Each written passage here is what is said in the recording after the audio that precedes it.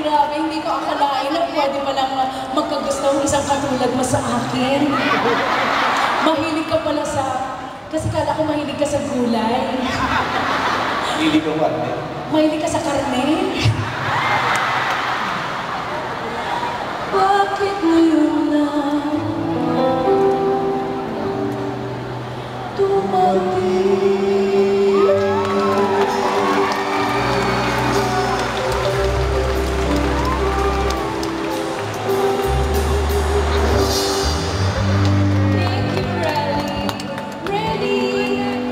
Thank you, ha.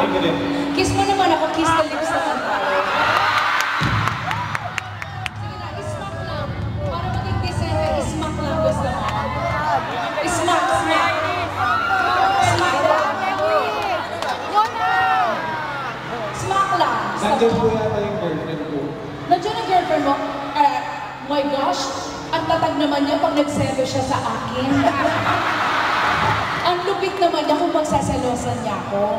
Nakita mo naman pagkatapos ng ulo ko, balakang na. So, paano naman niya ako magsaselosan? Ano ba? Hindi naman ako tao. Oh, hindi ko nga akalain eh. Kahit pala hayop titirahin mo. Anyway, really, thank you.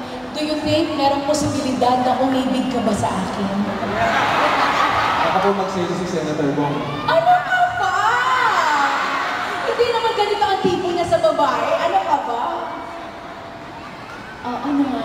Thank you naman po. Hindi, tinatanong mo may posibilidad na ma-inlove ka sa akin. Love is blind naman daw po, di ba? Love is blind. Alam mo, buti na lang ma-appeal ka. Oo, paano mo lang yan kung wala kang sex appeal? Di ang pangit mo.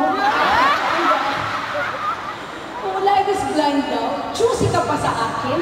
Eh, ikaw nga kulay kahoy ka eh. Oo, diba? Really, thank you.